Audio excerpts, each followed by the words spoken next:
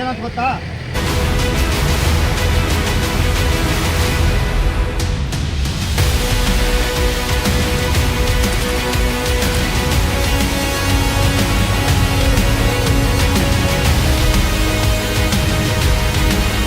ಎಲ್ಲ ಶಾಸಕರು ನಮಗೆ ಸುಳ್ಳು ಆಶ್ವಾಸನೆ ಕೊಟ್ಟಿದ್ದಾರೆ. ಅದ್ಯಾವುದೋ ಒಂದು ಕರೆಯೋದೊಂದು ಪೈಪ್ ತಂದವ್ರಿ, ಅದ್ರಲ್ಲಿ ನೀರು ಬಂದು ಕೆರೆ ತುಂಬತ್ರ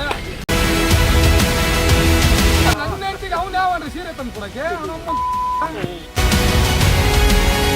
ಒಬ್ಬ ಲೀಡರ್ ಕೊಡ್ತೀವಿ, ಅವ್ರನ್ನ ಗೆಲ್ಲಿಸ್ಕೊಂಬಂದು ನಿಮಗೆ ನೀರು ಕೊಡ್ತೀವಿ, ಇಲ್ದಿರ್ ಹುಚ್ಚ ಹೋಯ್ತಾನ.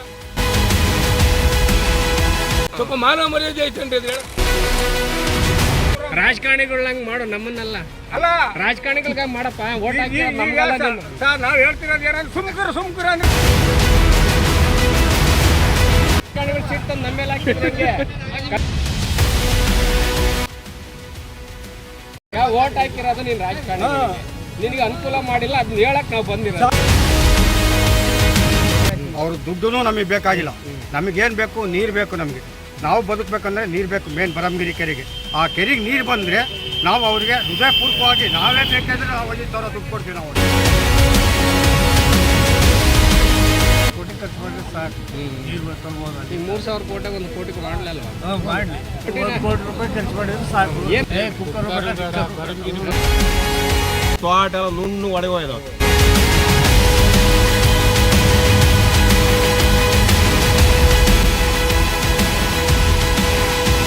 ಇವರ ಆಕ್ರೋಶದ ಮಾತು ಕೇಳಿದ ಮೇಲೂ ಆಮಿಷ ಒಡ್ಡುವ ಕೆಲಸ ಮಾಡ್ತೀರಾ? ಹಣ, ಹೆಂಡ, ಕುಕ್ಕರು, ಸೀರೆ ಹಂಚೋ ಧೈರ್ಯ ಮಾಡ್ತೀರಾ?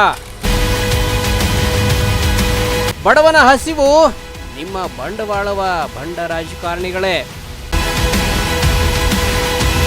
106 ಎಕರೆ ಕೈಗೆ ಬಂದ ಅಡಿಕೆ, ತೆಂಗು ಕಣ್ಣು ಮುಂದೆ ನಲುಗ್ತಾ ಇವೆ. ರೈತನಿಗೆ ಮಲಗಿದ್ರೆ ನಿದ್ದೆ ಬರಲ್ಲ, ಊಟಕ್ಕೆ ಕೂತ್ರೆ ಊಟ ಸೇರಲ್ಲ.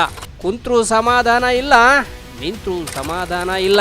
ರೈತನ ಗಂಟಲು ಬತ್ತುತ್ತಿವೆ, ಮಕ್ಕಳಂತೆ ಸಾಕಿದ ಗಿಡ ಮರಗಳು ನರಳ್ತಾ ಇದಾವೆ ಕಣ್ರಯ್ಯ. ಬೇರೇನೂ ಬ್ಯಾಡ್ರೋ ಮನೆ ಹಾಳ್ರಾ, ನೀರು ಕೊಡ್ರೋ ನೀರು ನೀರು. ನಾವೇ ನಿಮ್ಮ ತೀಟೆಯಂತ ಚುನಾವಣೆಗೆ ಹಣ ಕೊಡ್ತೀವಿ, ಹಣ. ಓದ್ಲ ಓಟಿಲ್ಲಿ ಒತ್ತಲ ಡೆಮಾಕ್ರಸಿ ಪಟ್ಟೆ ಬಿಚ್ಚಿ ರೋಡ್ ತಂದ್ರಲ್ಲ. ಓಟು ಹಾಕೋವರೆಗೂ ಇವು ನಿಮ್ಮನೆ ನಾಯ್, ಗೆದ್ದ ಮೇಲೆ ನಿಂಗ್ ಬದನೆಕಾಯ್. ಜನ ಇನ್ಮೇಲಂತೂ ನಿಮ್ಮನ್ನ ಸುಮ್ಮನೆ ಬಿಡಲ್ಲ. ಶೀಘ್ರದಲ್ಲೇ ನಿರೀಕ್ಷಿಸಿ ನಿಮ್ಮ ಬೆಳಗೆರೆ ನ್ಯೂಸ್ನಲ್ಲಿ.